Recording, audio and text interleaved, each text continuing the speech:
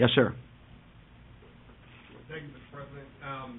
With regards to research and development into mileage and cars, and I'm a hybrid owner myself. There you go. Is there anything that's being done to? I understand the issue with the ethanol plants is there's no outlet for ethanol other than 10% over at Exxon. Is there anything being done with that respect? Yeah. Listen, a couple of points there. First of all, the first hurdle to the use of ethanol is to have automobiles that are capable of using ethanol, and most automobiles are flex fuel vehicles. You've got one, and you just don't know it. Meaning you use gasoline or ethanol, and the engine works either way. Secondly, the fuel blends probably in this area are 10%, but out in the Midwest are up to 90%. And the reason why is this market is going to develop regionally. And by that I mean, if obviously what's interesting is that the most significant penetration of high concentrated ethanol is in the Midwest where there's corn. And if this area doesn't have the fuel stocks necessary to make ethanol, there's not a pipeline system that'll enable a lot of ethanol to get here. And so what you're going to have is local production or regional production to fuel the capacity of you to be able to have more ethanol available at the pump. The issue is the manufacturing of the product in the region, as opposed to once the product is here in the region that you're capable of finding an outlet that'll deliver it to you. And that's why this research into different raw materials for ethanol is going to be very important. So you can envision if you can start using wood chips, you got you some wood around here, and all of a sudden it becomes a viable source of input into an ethanol plant. But out in Midwest, I repeat to you, I think they call it E90 or something like that, which is 90% ethanol is now available in a lot of pumps. And one of the concerns about the folks who live out there is how do you get more of it available? And the marketplace tends to work. People start showing up demanding ethanol, and all of a sudden somebody figures out how to supply it. But it's making pretty good market penetration in the Midwest. It's an interesting map to look at, and I believe the reason why is because since corn is now the main source of ethanol, that's where you get your corn. But hopefully this research and development in a relatively quick period will come up with different alternative sources for ethanol, and I think it will. I really do. Otherwise, I wouldn't have put out the 2010 initiative. All righty. Finally, energy. We're too dependent on oil from overseas. That sounds strange for a Texas guy to say, I know. But dependency on oil creates economic security issues and national security issues and environmental issues. And so I proposed a bill that would encourage, most oil is consumed through automobile usage.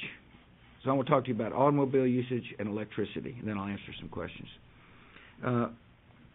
I have proposed a bill, and I'm hopeful it'll get passed by the Congress, that increases CAFE standards, which is the fuel economy standards, in a reasonable way without sacrificing automobile safety. And I've also proposed that we reduce gasoline usage by 20% over the next 10 years by using alternative fuels. Now, I wouldn't have done that, and I think it's practical and possible. If you're a hog grower, I suspect there's not too many around here, but you're a little concerned about the use of ethanol with corn at its base because the price of corn's high. Ethanol is beginning to spread in the Midwest, and it's causing the price of corn to go up. But that's going to be relieved as a result of research and development. One of these days, the scientists tell me, and I believe, that we'll be able to manufacture fuel for your automobiles from switchgrass or biomass or wood chips. And then all of a sudden, if you really think about it and are optimistic about America's capacity to use technology to change our way of life, then all of a sudden you begin to see the rationale for saying that we can reduce gasoline usage by 20% over the next 10 years. I believe it's coming. I really do. I also believe that a part of that mix is going to be new battery technologies that will enable you to drive the first 40 miles on electricity. And for those of you who are worried about the size of the vehicle, it won't look like a golf cart. It'll be a normal-sized vehicle. On electricity, there's a lot of talk. Look, here's the thing about highway funds, a couple of points. First of all, I don't know if you know this or not, but the Public Works Committee, I guess, is the largest in the House. Is that right, Eric? Yeah. And the way they get the bills out of the House onto the floor is everybody gets a special project. And so it's the largest committee, then everybody gets them a special project, and then the bill moves, and then the funding formulas kick in. The way it ought to be done is they ought to adjust the funding formulas based upon rational measures, and then pass these bills without earmarks, without special projects. That's just the way it works. A lot of the money is spent before the highway bill makes it to the floor, and it's just not a good system. Secondly, and so therefore they need to change the system. This isn't going to answer your question specifically, and it's not an intentional dodge, by the way. What's a slight dodge? But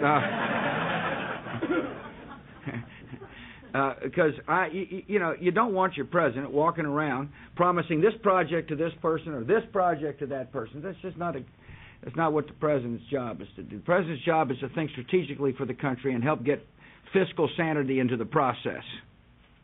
Secondly, no question that we're going to have to rethink for the long term how to fund highways. Right now, the highways are funded as a result of gasoline taxes, as you know. Not all the money from the gasoline tax, by the way, goes to highway projects. There's a lot of mass transit money spent. There's other things that the money is spent on.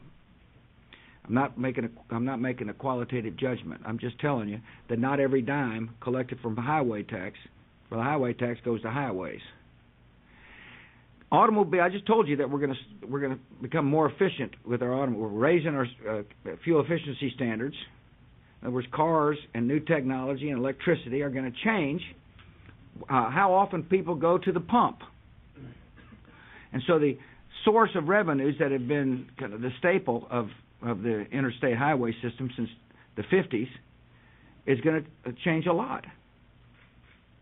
And so what's a rational way forward? I talked to Secretary Peters about this, and I have instructed her to think about alternative methods of financing highway growth, such as user fees, in lieu of or in combination with current tax structure. Now, why would you do that? Well, if your automobiles are going to get less miles per gallon, then you're going to have to figure out, and you need additional highways. You have to figure out a way to raise the money, and a user fee is a good way to do it. And if you happen to go to a user fee system, one of the interesting things that are being used is differential pricing. In other words, you pay a different price depending upon the day you drive. In other words, a market-oriented system. If one of the things you're concerned about is massive traffic jams on your highways, in and out of your community, then it may make sense to say to somebody, if you're going to ride between 9 and 4, you pay a higher fee than somebody riding before 9 or after 4. It's congestion pricing. It's worked in some parts of the world. I definitely think we ought to look at it. In other words, what I'm telling you is the funding system is antiquated relative to the challenges we're going to be facing. And so Secretary Peters is a good, smart soul who's looking through different alternatives.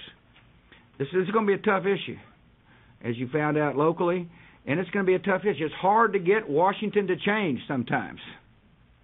And but we will do our part. She's, by the way, very much engaged in making sure that the air transportation system. I appreciate that. That's why I'm against raising the gasoline tax. There's great alcohol. We need to raise the gasoline tax. It comes up about every year in Congress. I'm against it for precisely that reason. And is somebody for it over there? I said the federal gasoline tax. Mr. Speaker, I wasn't talking about the state gasoline tax.